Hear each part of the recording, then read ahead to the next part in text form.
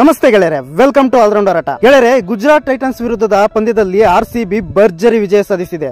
201 ರನ್ಗಳ ಗುರಿಯನ್ನು ಆರ್ಸಿಬಿ ಕೇವಲ 1 ವಿಕೆಟ್ ಕಳೆದುಕೊಂಡು ಇನ್ನು 4 ಓವರ್ಗಳು ಬಾಕಿ ಇರುವಂತೆಯೇ ತಲುಪಿತು. ಅಷ್ಟೇ ಅಲ್ಲ ಗೆಳೆಯರೆ, ಈ ಪಂದ್ಯದಲ್ಲಿ ಆರ್ಸಿಬಿಗೆ ಮತ್ತೊಬ್ಬ ಎಬಿಡಿ ಸಿಕ್ಕಿದ್ದಾನೆ. ಅವನ ಆರ್ಭಟಕ್ಕೆ ಗುಜರಾತ್ ಬೌಲರ್ಗಳು ಕಕ್ಕಾಬಿಕ್ಕಿಯಾಗಿದ್ದಾರೆ.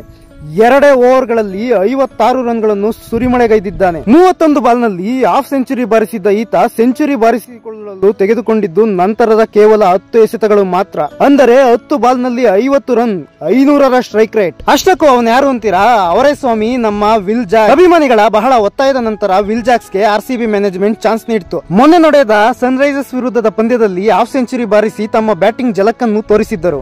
ಆದರೆ ನಿನ್ನೆ ಗುಜರಾತ್ ಟೈಟನ್ಸ್ ವಿರುದ್ಧದ ಪಂದ್ಯದಲ್ಲಿ ತಮ್ಮ ನೈಜ ಬ್ಯಾಟಿಂಗ್ ಸಾಮರ್ಥ್ಯ ಏನು ಎಂಬುದನ್ನು ತೋರಿಸಿಕೊಟ್ಟಿದ್ದಾರೆ.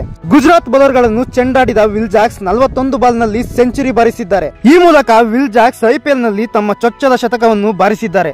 ಅಷ್ಟೇ ಅಲ್ಲದೆ ವಿರಾಟ್ ಕೊಹ್ಲಿ ಜೊತೆ 2ನೇ ವಿಕೆಟ್ಗೆ 166 ರನ್ಗಳ ಪಾರ್ಟ್ನರ್ಶಿಪ್ ಕೂಡ ನೀಡಿದ್ದಾರೆ. ಈ ಮೂಲಕ ಆರ್ಸಿಬಿ ಗುಜರಾತ್ ನೀಡಿದ್ದ 201 ರನ್ಗಳ ಟಾರ್ಗೆಟ್ ಅನ್ನು ಯಾವುದೇ ಭಯ ಭೀತಿ ಇಲ್ಲದೆ 16 ಓವರ್ಗಳಲ್ಲೇ ಬಾರಿಸಿ ಭರ್ಜರಿ ವಿಜಯ ಸಾಧಿಸಿದೆ. ಮೊದಲು ಬ್ಯಾಟ್ ಮಾಡಿದ ಗುಜರಾತ್ ಟೈಟನ್ಸ್ ಆರಂಭದಲ್ಲೇ 2 ವಿಕೆಟ್ ಕಳೆದುಕೊಂಡಿತ್ತು.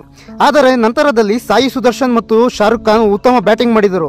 ಇವರಿಬ್ಬರು ಹಾಫ್ ಸೆಂಚುರಿ ಬಾರಿಸಿ ಮಿಂಚಿದರು. ಸಾಯಿ ಸುದರ್ಶನ್ ಔಟ್ ಆಗದೆ 49 ಬಾಲ್ನಲ್ಲಿ 84 ರನ್ ಸಿಡಿಸಿದರೆ ಶಾರುಖ್ ಖಾನ್ 30 ಬಾಲ್ನಲ್ಲಿ 58 ರನ್ ಸಿಡಿಸಿ ಔಟ್ ಆಗಿದ್ದರು. ಇನ್ನು ಕೊನೆಯಲ್ಲಿ ಮಿಲ್ಲರ್ 26 ರನ್ ಗಳಿಸಿ ಗುಜರಾತ್ ಟೈಟನ್ಸ್ ತಂಡ 200 ರನ್ಗಳನ್ನು ಗಳಿಸುವಂತೆ ಮಾಡಿದರು. ಆರ್ಸಿಬಿ ಪರವಾಗಿ ಮೊಹಮ್ಮದ್ ಸಿರಾಜ್, ಸ್ವಪ್ನಿಲ್ ಸಿಂಗ್ ಮತ್ತು ಮ್ಯಾಕ್ಸ್ವೆಲ್ ತಲಾ 1 ವಿಕೆಟ್ ಪಡೆದರು. 200 ರನ್ ಚೇಸ್ ಮಾಡಲು ಬಂದ ಆರ್ಸಿಬಿಗೆ ಡುಪ್ಲೆಸಿಸ್ ಮತ್ತು ವಿರಾಟ್ ಕೊಹ್ಲಿ ಭರ್ಜರಿ ಆರಂಭವನ್ನೇ ನೀಡಿದ್ದರು.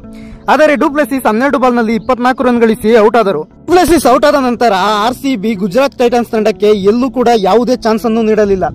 ವಿಲ್ ಜಾಕ್ಸ್ ಮತ್ತು ವಿರಾಟ್ ಕೊಹ್ಲಿ ಭರ್ಜರಿ ಬ್ಯಾಟಿಂಗ್ ಅನ್ನೇ ಮಾಡಿದ್ದರು.